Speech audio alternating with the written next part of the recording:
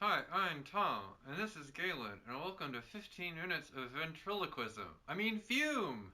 Ha ha ha! Here we are, face to face. A couple of silver spoons. Runaway train. Galen is struggling to tolerate me. No, struggling to keep up. Valiantly, as ever. I'm in a great mood today. Tomorrow's my birthday. People have been very sweet to me this week. And also, I wanted to follow up and say, we had shared last week about someone sending us chocolate from New Zealand, and that was so exciting. And then I didn't even realize what was on its way. We received this gigantic package from the Lampades. Am I saying that right? Username from a forum friend. So much cool stuff from Hawaii. I couldn't even physically show you because there was so much of it. But like honey and chocolate and coffee and all sorts of wonderful things. Yesterday, Lisa dropped off cookies because Lisa makes great cookies, and that's just like its own cause to celebrate. And then this morning, friend and neighbor dropped off donuts outside our doorstep for my birthday, which is tomorrow. But that's how just like smothered in love we are this week. Well, you are. I mean, it's not my birthday. Did you eat a donut? I had half of a donut. You're welcome. Thank you. For my birthday. Oh. So, thank you. I'm just enjoying this while it lasts because next week it won't be my birthday. And like some of this stuff had nothing to do with my birthday and it was just a wonderful coincidence. But I just wanted to give people a big hearty on screen thank you early on while my brain is still functioning, because we're going to smell a bunch of perfumes from last month's Lunacy release, and then certain portions will just like shut down probably over time. Mm-hmm. So down to brass tacks, or whatever metal you're not allergic to. We're about to release a new Lunacy batch of fragrances, but I know the last one received short shrift because it was released concurrent with the Lupercalia perfumes, which everyone had been waiting for a long time. And I know for a fact, inside baseball here, that last month's Lunacy perfumes really didn't sell very well. And I know that this is like a hazard of, releasing things at the same time of other hotly anticipated products. But the thing about Lunacy is sometimes it just has to happen when it has to happen, and that means that the timing is not ideal, as we would say from a marketing perspective. I know that in many instances people may have just looked over these perfumes and decided that they're not that exciting, or they don't want them, or you are glutted with Lupercalia releases. However, there are some lovely perfumes here to sniff for those who want to sniff them, and that includes us. So today, that's what we're doing. Yeah, that's it. That's it. I present to you, without further ado, Hunger Moon, featuring adorable skeleton artwork by Drew Roush. The scent is inspired, of course, by the almanac, Hunger Moon. It says, "When the hunger moon hangs high in the sky, the fields are frozen and game is piteously scarce." There's a theme. This is a quiet, cold perfume, desolate and despairing. It is a clear night sky and bracing chill wind that bears the promise of snow, sharpened by the pain of hunger and the sharp, rasping stab of thirst. Ozone, white sandalwood, eucalyptus, camphor, crystallized white amber, verbena, oak moss, clary sage, and a hint of white citrus rind. Now I know what you're thinking, it's already early April, probably not like gonna snow anymore, but when I was in New York, I definitely experienced a blizzard on my birthday at one point. It does happen. Spring is capricious. Weather is unpredictable and does not care more than ever what we think of it.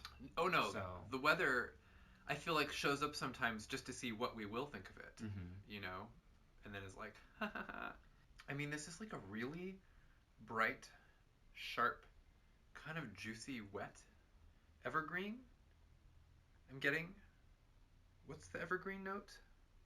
I mean, is it just a combination? It's like the eucalyptus and the sage. You're tripping, because it's honestly, there's no...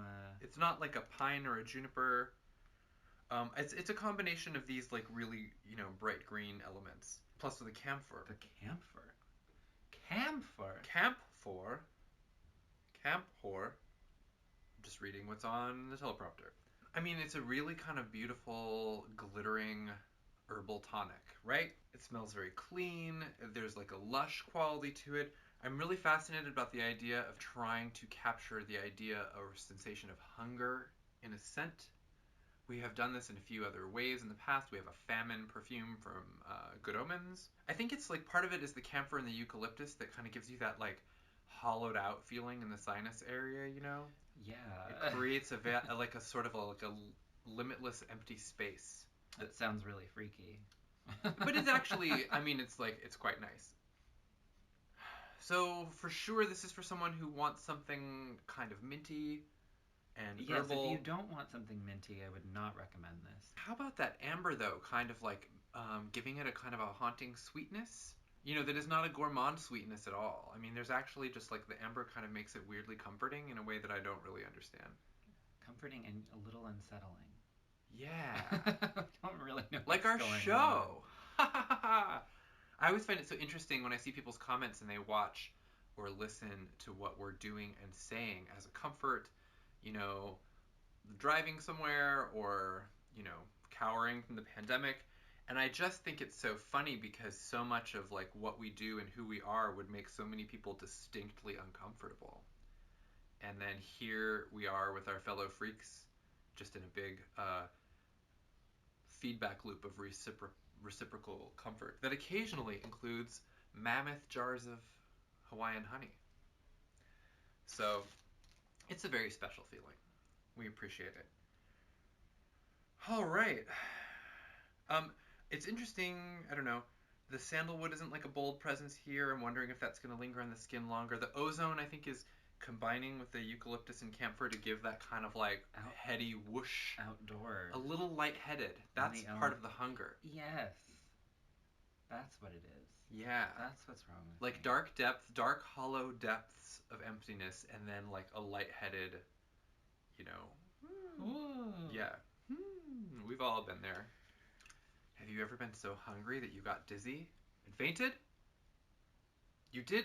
Okay, tangent though. You did faint when we were watching the horror movie The Woman, but that was not hunger related. But I have personally witnessed you fainting. I have fainted out of hunger, and I fainted out of heat stroke, and I have fainted out of gore shock. I'm sensitive. Okay, but if I find the irony is that you fainted during The Woman because of the cannibalism. Yeah. So it was kind of like maybe that was hunger. No. Maybe the movie it was it was an adverse hunger. The opposite of hunger. I got up and I was like, I just need to get some air, and I walked over to the door, and as I was reaching for the doorknob, just tilted back, and I had to fully catch you. I caught you so that you didn't fully just like plank on the floor. It was amazing. I mean, I was worried, but I kind of knew what was happening, but it's also just like, wow, I didn't know that could happen. Need to get some air. Because you love horror movies. But yeah, apparently... I'm sensitive to some things, though. Cannibalism kind of icks me out. What a weirdo. This is a total turn. Well, why don't we... That's enough, I think, hunger talk. We've... Between the, like, pile of food and the talk of cannibalism and then, like, the hunger perfume, we're already just in a very kind of confused place. But let's get back to a track of, like, simplicity and honesty with our... Simplicity and honesty, I like it. Our duets for the month, which we will tackle in alphabetical order. In the alphabet order. In the alphabet order. Okay, so the first one that we've got is Blackberry and Ood. I already saw a Facebook post of somebody gushing over this one, so I'm excited about it. Wow. I was really uncertain about whether, you know, which of these two was going to, like, stand out, because maybe this was going to be, like, a tart blackberry inflected oud. But in the bottle, it's definitely, like, a really stabby, sharp, dark blackberry. It's actually very complimentary. Like, the sweet, earthiness of the oud. Yes. Yeah, really just... And it's not, like, a super with manure-y oud, either. Thank God, like no. it has like edge for sure. It has like a kind of a bitterness. Yeah. But that complements the blackberry well, because I think most people if you have had blackberries, you've likely had the experience of biting into like a luscious ripe blackberry that like actually tastes like poison. You know, like blackberries are really, any berry is really variable in the flavor. There's like you don't know if you're gonna get like the rich sweetness or like the tartness or like the like chewing on plant stems taste. Or the one that's like overripe and like you bite into it and It's almost like fermented. yeah, Yeah. and it's not good. This kind of like contains like the entire life cycle of the blackberry in one perfume because I'm getting a little bit of all of it. I'm getting the like plump, juicy sweetness. You know, I'm getting like some of like the darker, plantier smell. And then there's like the sourness.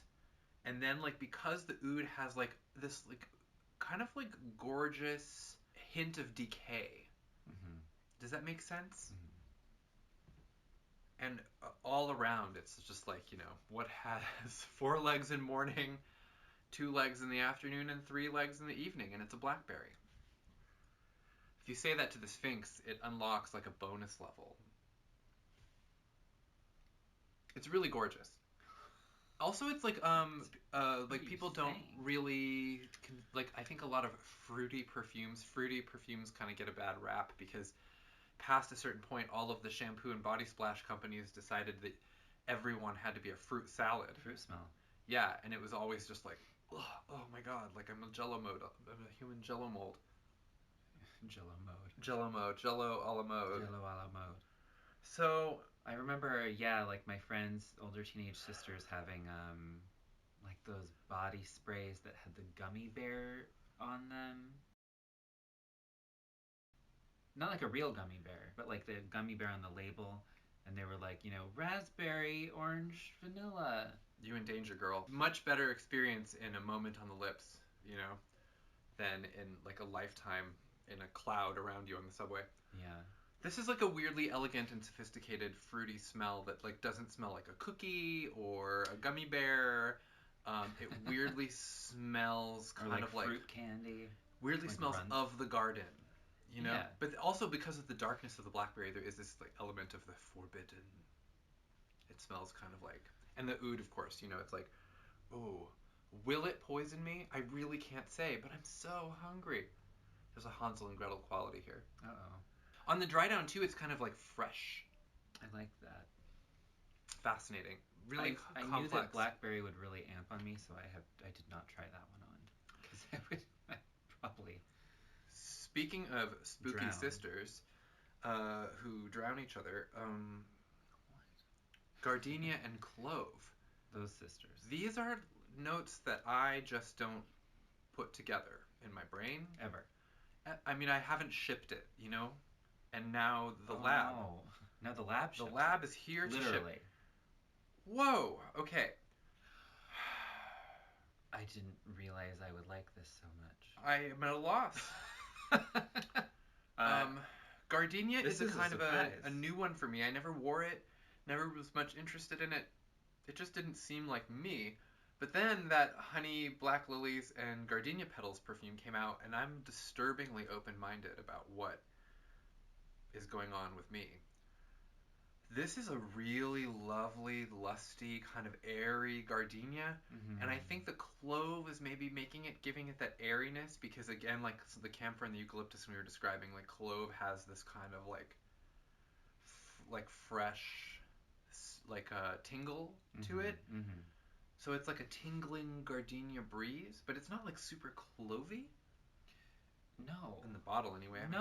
But there's like that air of spice and tingle to it. It's like a tingling A gardenia. sparkle. I'm gonna try this on. Wow. I mean, this is like a boss ass. She's bossy. She's the first girl to spit on the track. It's got a real sway. It takes up space. You know what I mean? There's really heady gardenia. Yeah. It's I'm magic. having like humid summer garden memory. It reminds me of that soap store in the French Quarter that we went to. It just seems like something that would be like it does. Yeah. Blasting out of the doorways in like out of a fancy store in out of the a French radio, Quarter. and it doesn't even make sense. No, it really doesn't. We're here for absurdist takes on scent. Yes. I mean, Absolutely. I mean, if this was on the radio, I wouldn't change the station. I'm really surprised. I'm curious to see how it wears and like where I would be left like an hour from now, because I know clove can be really sticky, and me personally anyway, and that like I end up with this like interesting kind of metallic scent like long afterward. Yeah, I tend to amp the clove, so the fact that I'm still smelling so much gardenia is... It's just... I haven't really had a lot of gardenia on me. This is... We're learning, we're growing, It's we're an sharing. interesting flower. Can I smell it on your hand? We're gonna do the thing. I love it. I don't think you put on as... You didn't put on as much as I did. I'm like got a little bit of a... Actually, I only put on like a little drop too, and it smells like I've wallowed in it, which is like... I also put on a little drop. No? I guess I'm amping it. My amount? No, I guess I'm amping it. You're just... a little it more. Smells different than it does on me. What I've learned is that I have to be careful about strategically applying the gardenia, because... Like, even with the other one, when I put it on, like, from across the room, you were like, I can take... No, I can smell it. Like, I would come over and be like, smell this. And you're like, it's in the back of my throat. I could smell it in the bedroom. Yeah. Down the hall. But I adjust to it in my brain relatively quickly, so I have to, like, lean in to smell it, whereas someone else is, like, in the house, like, 2 doors down. Going... Like, being like, did someone light a candle? Like, what's going on? I was not dying of the fumes. Am I experiencing an ancestor visitation? Am I? Is there a ghost? You should be so lucky. Anyway, let's... What a lovely lady. Let's move on to green tea and lemon peel. As we have been calling it affectionately around the production site, green tea and lemon pea, because the L... drop shadowed as it may be, has receded from the label. It just doesn't, like, it's not really visible. So I would display this prominently for sure around people who are critical of your perfume buying, etc., so that they think that you're wearing green tea and lemon pea. They're just like, what is wrong with you? You could just get a pen and just like fill it in a little bit under the bottom part of the L. I don't know.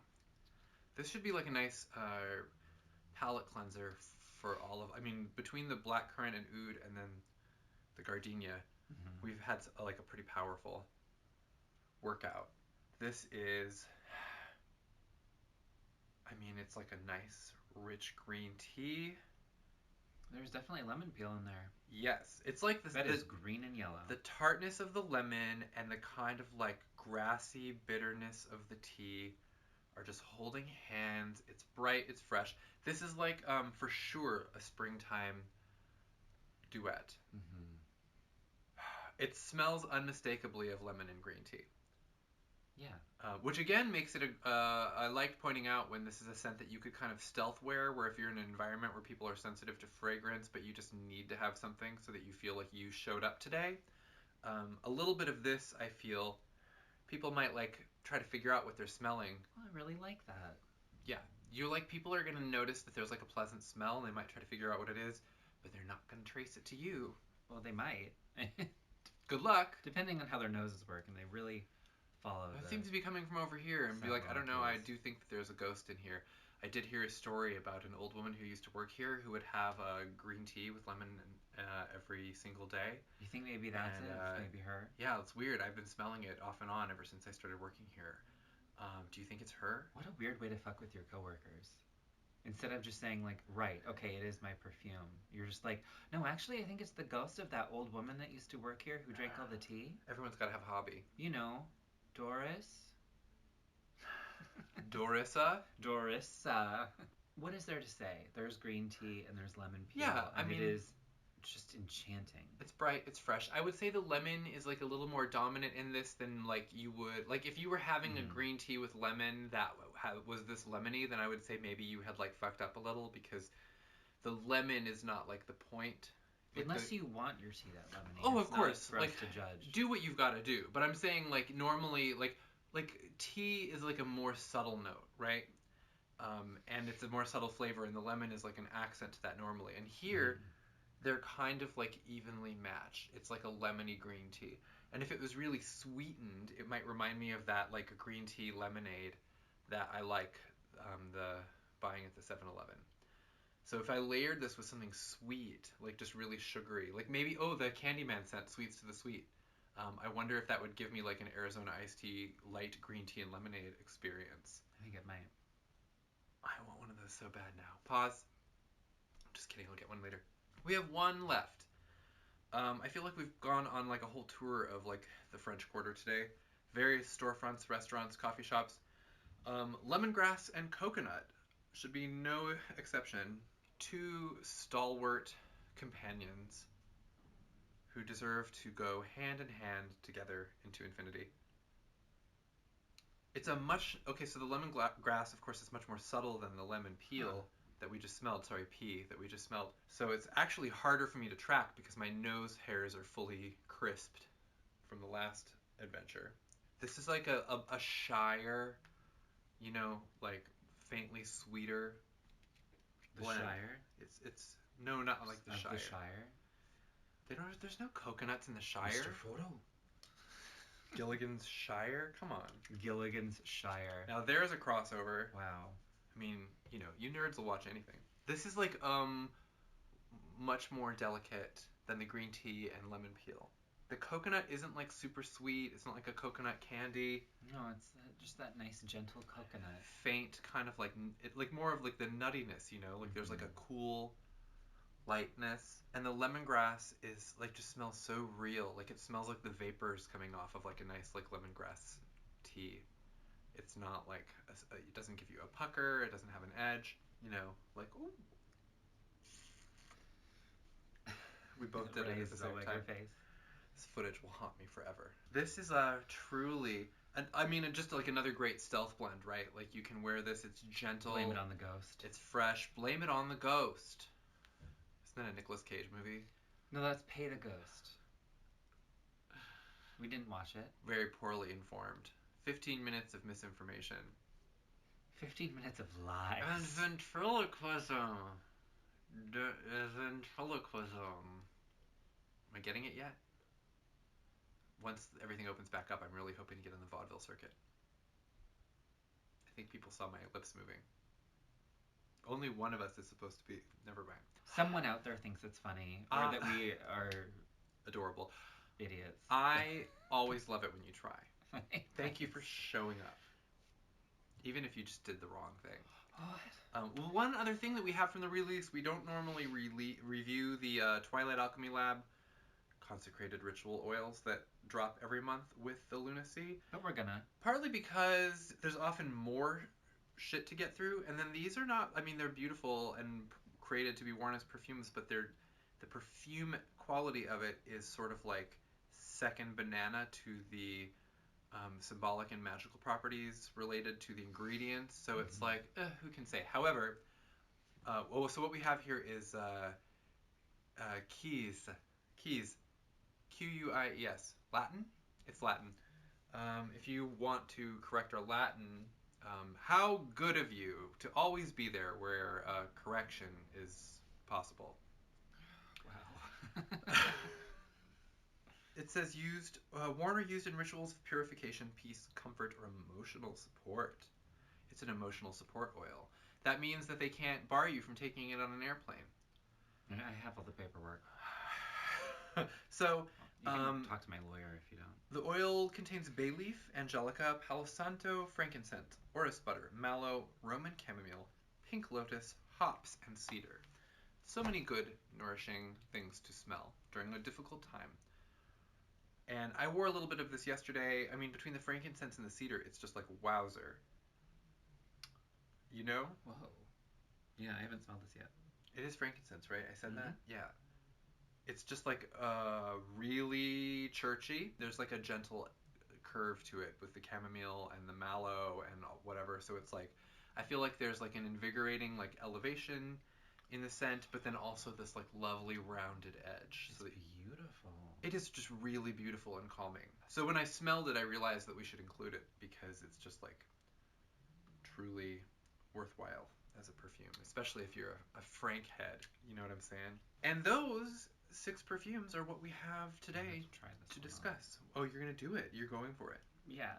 I thought you were going to try it on, which is why I didn't say anything when you took it out of my... I know what it smells like. It was a recent experience. You wore it. You wore it. And I won't wear just anything. Insert your own joke here. Wow. Yeah, like herbal church incense. Right.